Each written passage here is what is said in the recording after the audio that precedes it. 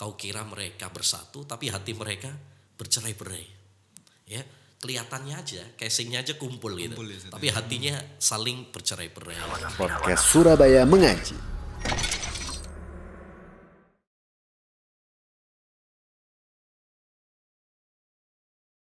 Assalamualaikum warahmatullahi wabarakatuh. Alhamdulillah wassalatu wassalamu ala rasulillah wa ala alihi wa ashabihi wa man tabi'ahum bi ihsan ila yaumiddin wa ba'd. Para pemirsa sekalian yang mendengarkan podcast ini baik dari audio maupun dari YouTube dan juga di Spotify, di Google Podcast dan Apple Podcast. Kami ucapkan selamat menyaksikan kembali serial dari podcast Surabaya Mengaji, yang mana di podcast ini kita membicarakan berkaitan dengan tema-tema menarik seputar agama Islam yang dibahas bersama guru-guru kami dan juga akan dibahas dari segi syariat Islam. Insya Allah di podcast kali ini kita akan membahas berkaitan dengan tema persatuan umat yang sejati, yang mana ini merupakan tema yang penting kita bahas karena di luar sana banyak kita saksikan bahwasanya banyak yang menyeru kepada persatuan umat. Namun persatuan umat yang diseru tersebut apakah memang persatuan umat yang dikehendaki oleh syariat Islam ini atau memang persatuan umat yang sia-sia. Dan di podcast kali ini spesial, guru kita yang hadir, narasumber kita yang hadir di podcast kali ini ada dua guru kami, yaitu Ustadz Abu Ubaidah dan Ustadz Ayub. Assalamualaikum Ustadz. Waalaikumsalam. Insyaallah. Sehat Ustadz ya? Alhamdulillah. Insyaallah. Taib, kita mulai dari Ustadz Ayub terlebih dahulu Ustadz. Nah, terkait pembahasan persatuan umat yang sejati. Nah, di dalam hadis ada disebutkan bahwasanya umat Islam ini terpecah menjadi 73 golongan Ustadz. Dan mohon penjelasan dari hadis ini dan apakah memang dari perpecahan tersebut ada hikmah yang bisa diambil atau bagaimana Ustadz? Fadhil Ustadz. Naam. Bismillah, alhamdulillah, wassalatu wassalamu ala rasulillah wa ala alihi wa ashabihi wa man wala. Ya, sebenarnya untuk yang lebih berhak menjawab sebenarnya Ustaz Abu Ubaidah di sini, tapi saya hanya mengikuti konsepnya ya. Jadi benar itu bahwasanya Rasul Shallallahu Alaihi Wasallam menyebutkan di dalam beberapa riwayat, yaitu sataftariqu ummati baina 73 firqah, yaitu umatku terpecah menjadi 73 golongan. Yang sebelumnya Rasul Shallallahu Alaihi Wasallam menyebutkan di dalam sebuah riwayat Ibnu Majah dan Imam Ahmad, inna bani Israel iftaraqat ala 72 firqah. Bani Israel terpecah menjadi 72 golongan. Itu maksudnya adalah orang-orang Nasrani. Di riwayat yang lain disebutkan ada 71 golongan terpecah orang-orang Yahudi. Dan umatku disebutkan oleh beliau sallallahu alaihi wasallam 73 golongan. Kemudian beliau mengatakan kulluha finnar. Semuanya ada di neraka. Illa firqatan wahidah, kecuali satu golongan.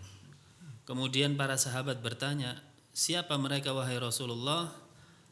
Rasulullah SAW mengatakan ma'ana alaihi al-yawma wa ashabi. Siapa yang aku dan para sahabatku berada di atasnya di dalam metode beragama. Di dalam riwayat yang lain disebutkan al-jamaah. Ya.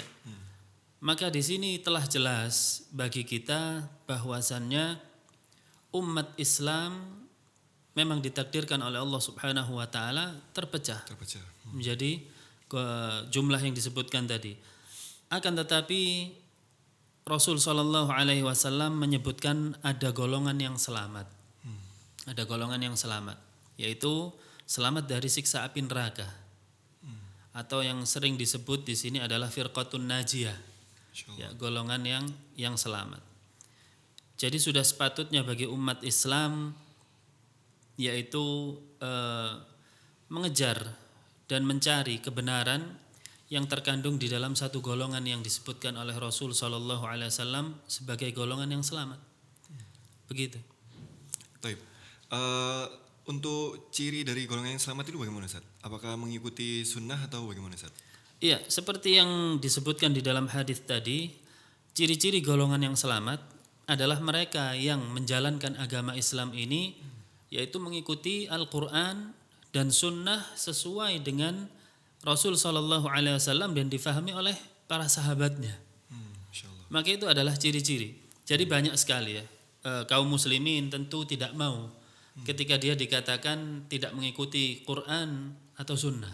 Ya. Siapa yang mau? Semuanya berpedoman dua ini ya Ustaz ya. Iya. Tapi kenapa mereka terpecah belah?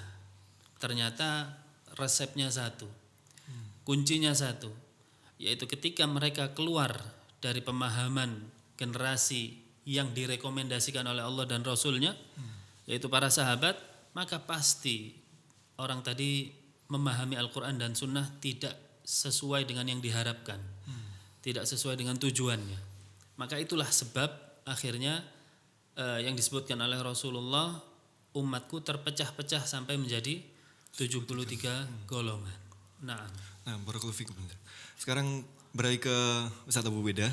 Jadi tadi sudah dibahas terkait hadis perpecahan umat Ustaz. Nah, kita membahas terkait persatuan umat ini Ustaz. Apakah memang yang dikatakan persatuan umat itu ada yang menyeru, kemudian kita kumpul-kumpul di satu tempat, mengupayakan mungkin sebuah kegiatan A, kegiatan B. Nah, ini apakah dikatakan sebuah persatuan umat, ataukah memang persatuan umat yang sejati itu dalam satu akidah, satu manhaj, atau bagaimana Ustaz?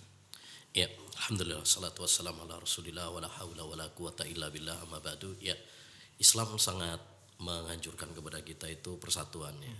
Bahkan ini salah satu pilar, prinsip dalam agama kita, ya, maqasidus syariah.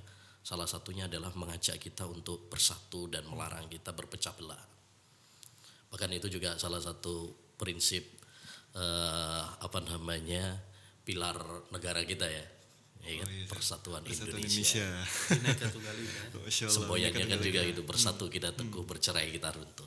Jadi itu jauh-jauh hari sebelum ada semboyan itu atau ada silah itu, di dalam agama kita sudah ditegaskan, sudah dianjurkan. Ya, seperti misalkan Allah SWT mengatakan wa'tasimu bihablillahi jami'a wa la tafarraqu. Janganlah kalian bersatulah kalian dengan tali Allah Subhanahu wa taala, dengan Quran, dengan hadis, dan jangan berpecah belah. Jadi persatuan itu memang salah satu prinsip dasar dalam agama Islam. Ya, kita diperintahkan oleh Allah untuk bersatu dan tidak berpecah belah, tidak bermusuhan, tidak berselisih antara satu dengan yang lain. Makanya kalau kita perhatikan banyak syariat-syariat, ya, ibadah-ibadah itu dianjurkan untuk sebuah persatuan ini. Sholat 5 waktu di masjid, ya kan? Kita tiap hari ketemu kan agar saling bersatu, saling mencintai antara satu dengan yang lain. Jumatan ini persatuan setiap pekan gitu kan, kumpul semuanya, ya, kita bertegur sapa. Kemudian ada perayaan tahunan, ada hari raya Idul Fitri, Idul Adha. Belum lagi nanti kalau haji, ya kan? Itu semuanya adalah untuk supaya kita ini bersatu. Belum lagi kajian-kajian taklim yang dianjurkan, kita berkumpul. Tujuannya adalah agar kita menuju kepada persatuan. Tapi satu permasalahan yang tadi sampean sampaikan itu menarik. Bersatu itu bagaimana? Ya. Karena banyak orang sekarang ya bersatu, yang penting pokoknya jasadnya bersatu, mengumpulkan orang banyak, ya, untuk persatuan. Ya. Apa seperti itu persatuan yang diinginkan dalam agama Islam? Tentu tidak. Karena kalau kita perhatikan dalam ayat Al-Quran itu sendiri, Allah mengatakan wa'tasimu bihablillah. Berpegang teguhlah kalian, bersatulah kalian. Ada kata bihablillah, dengan tali Allah SWT, dengan Quran, dengan hadis. Ya, berarti kalau kita itu pengen bersatu, ada acuannya. Acuannya yaitu Al-Quran dan hadis Nabi SAW. Ya. Kalau bersatu yang penting cuma kumpul-kumpul saja, masa mengumpulkan begitu saja, ini persatuan yang semu. Ya, Allah Subhanahu wa taala pernah menyatakan tentang persatuan orang-orang munafik yang sepenting kumpul gitu aja. Tahsabuhum jami'an wa qulubuhum syatta. Kau kira mereka bersatu tapi hati mereka bercerai-berai. Ya. Kelihatannya aja, casingnya aja kumpul gitu, tapi hatinya saling bercerai-berai. Kenapa? Karena akidahnya beda, ya, keyakinannya berbeda. Nggak mungkin bersatu. Misalkan orang sunnah, misalkan yang mencintai para sahabat, yang mencintai Allah, mencintai Nabi Muhammad SAW, masa bisa disatukan dengan Syiah misalkan, yang mencela para sahabat, melaknat para sahabat. yang menuding bahwasanya Al-Quran ini sekarang sudah tidak asli lagi, nggak mungkin bisa bersatu, ya tidak mungkin bersatu. Jadi persatuan yang sejati adalah persatuan tadi, yaitu persatuan hati, persatuan akidah, persatuan manhaj, baru terbentuk persatuan yang hakiki.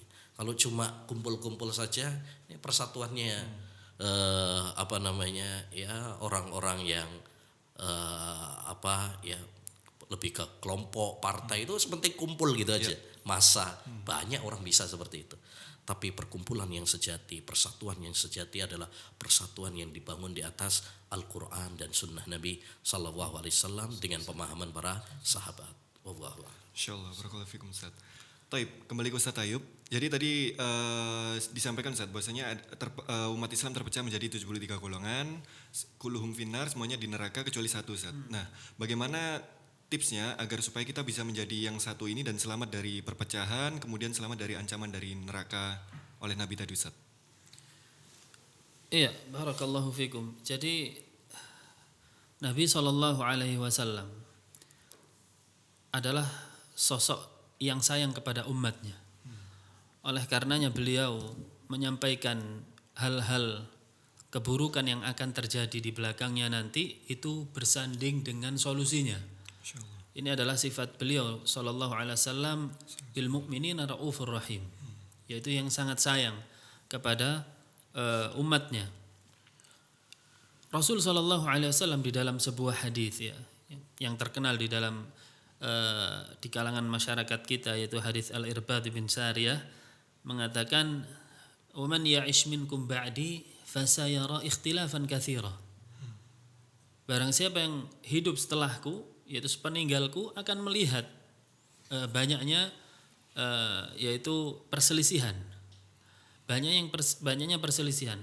Nah, kemudian beliau mengatakan setelahnya wa man ya'ish minkum ba'di fasayara ikhtilafan katsira fa 'alaikum bisunnati. Maka ini adalah solusi, kata para ulama. Hendaklah orang yang menemui perselisihan, yaitu sepeninggal beliau sallallahu alaihi wasallam, untuk mengambil solusi ini, yaitu kembali kepada sunnah beliau. Kenapa? Agar perselisihan tersebut tidak menjadi perpecahan. Ya. Ketika perselisihan tersebut dibiarkan dan tidak dikembalikan kepada sunnah beliau sallallahu alaihi wasallam, maka perselisihan tersebut akan menjadi perpecahan. Ya, sehingga pecahlah umat sampai menjadi 73 golongan. Seperti tadi. Kemudian Allah Subhanahu wa taala juga menyebutkan fa in tanaza'tum fi syai'in farudduhu ila Allahi war Rasul. Yaitu jika kalian berselisih pendapat atau terjadi hal yang berbenturan, kembalikan kepada Al-Quran dan Sunnah, yaitu kitab Allah dan hadis Nabi Muhammad SAW. Maka ini adalah sebaik-baik solusi. Bahkan Allah Subhanahu wa taala di akhir ayat tersebut mengatakan wa ahsanu ta'wila. Ini adalah yaitu sebaik-baik dari akibat yang akan diterima atau yang akan dirasakan ketika seseorang tersebut mengembalikan perselisihan yang ada ke dua jalan tersebut, yaitu Al-Quran dan Sunnah. Tentu pemahamannya harus sesuai ya. Jadi ketika seseorang hanya mencukupkan Al-Quran dan Sunnah, kemudian dipahami sendiri atau disesuaikan dengan hawa nafsunya atau disesuaikan dengan hajat kelompoknya, maka ini sebenarnya hal yang salah dan tidak cukup di dalam dia mengambil solusi kembali ke Al-Quran dan Sunnah sampai dia memahami Al-Quran dan Sunnah sesuai dengan pemahaman generasi pertama yang menerima Al-Quran dan Sunnah, yaitu sahabat Nabi Muhammad radhiyallahu anhum ajma'in. Barakallahu fikum Ustaz. Ustaz Abu Beda, tadi disampaikan bahwasanya kita bersatu yang hakiki adalah bersatu dalam akidah dan manhaj. Kemudian bagaimana terkait orang yang menyeru kepada khilafah Ustaz? Nah ini mungkin agak sedikit pembahasannya hot ya Ustaz ya. Khilafah, jadi tidak apa-apa, yang penting kita dirikan khilafah dulu, kita bersatu, nanti semuanya bisa ngikut. Hukum Islam bisa ditegakkan, kemudian semuanya bisa syar'i katanya dan seterusnya. Gimana Ustaz? Apakah memang khilafah ini bagian dari persatuan umat itu Ustaz? Ya, untuk masalah persatuan umat, cara metodenya ya dalam menyatukan umat, memang banyak cara ya orang-orang untuk menyatukan umat. Tapi tadi tidak ada metode yang lebih baik daripada metode Rasulullah SAW dan para sahabat. Ya, makanya Nabi mengatakan wa khairul hadi hadi Muhammadin sallallahu alaihi wasallam. Sebaik-baik petunjuk itu petunjuknya Nabi. Berarti kita kalau mau menyatukan umat, contoh Nabi dong. Contoh Nabi sallallahu alaihi wasallam. Dulu Nabi sallallahu alaihi wasallam di awal-awal dakwah itu ditawari loh, Mas. Ditawari kalau gimana wahai Nabi kalau sampean yang kita angkat sebagai pemimpin. Udah kita nurut sama sampean. Tapi Nabi sallallahu alaihi wasallam enggak mau. Ditawari harta, ditawari wanita, tapi Nabi sallallahu alaihi wasallam tidak mau. Ya, beliau tetap mendakwahkan tauhid. Berarti cara untuk menyatukan umat itu apa? Satukan dulu tauhidnya, ya akidahnya, ya. Makanya Rasulullah Shallallahu Alaihi Wasallam ketika di Madinah, yang pertama kali beliau datang awal datang ke Madinah, yang pertama kali beliau dakwahkan adalah tauhid. Baru setelah sudah terbangun ya dakwah tauhid dalam hati mereka, baru terwujudkan khilafah itu. Artinya khilafah itu adalah buah dari tauhid. Orang kalau sudah kuat tauhidnya, sudah mantap akidahnya, Allah Subhanahu wa taala akan menganugerahkan kepada mereka khilafah. Jadi khilafah itu hadiah, bonus istilahnya. Kalau kita mentauhidkan Allah Subhanahu wa taala. Jadi bukan sebuah tujuan. Itu hanya sarana saja. Ya, makanya para ulama pun sekarang mengatakan bahwa khilafah itu bukan satu-satunya cara dalam bernegara. Ya, buktinya setelah beberapa dekade terakhir, ya beberapa generasi, ya kalau khilafah itu kan zaman para sahabat ya, zaman para sahabat khulafaur rasyidin. Setelah itu kerajaan. Dan sekarang masing-masing setiap negara ada pemimpinnya. Dan itu para ulama mengatakan tetap kita wajib untuk mendengar dan taat kepada masing-masing negara pemimpinnya, presidennya, apapun namanya. Baik itu disebut khalifah, baik itu disebut presiden, baik itu disebut sultan, baik itu disebut raja, ya wajib bagi kita untuk mendengar dan taat kepada mereka. Karena intinya bukan pada pemimpin, ya, tapi yang paling penting itu adalah akidahnya terlebih dahulu. Jadi walaupun saya misalkan di Indonesia, ya ada seorang Muslim di Saudi atau di Yaman atau di Eropa, kalau kita sesama Muslim kita bersaudara. Innamal mu'minuna ikhwah. Walaupun mungkin pemimpinnya berbeda, tapi akidah yang menyatukan kita. Ada akidah yang menyatukan kita, iman yang menyatukan kita. Ya, jadi bukan maksudnya harus satu pemimpin. Sekarang percuma kalau satu pemimpin misalkan, tapi akidahnya beda, ya tukaran. Ya, dulu pernah terjadi di Afghanistan misalkan, ya mereka menggulingkan ya kekuasaan saat itu, ya kemudian tengkar antara satu dengan yang lain, ya oleh karenanya tidak ada metode yang paling baik untuk mewujudkan persatuan kecuali ya metode yang dibangun oleh Rasulullah SAW. Bagaimana caranya? Kita mentauhidkan Allah Subhanahu wa taala. Yang paling penting tauhid. Ajak umat ini untuk mengesahkan Allah Subhanahu wa taala, beribadah hanya kepada Allah saja, ya meninggalkan kesyirikan kepada Allah Subhanahu wa taala. Kemudian yang kedua, caranya adalah dengan kita menjadikan sumber utama kita dalam beragama ini Al-Qur'an dan Sunnah.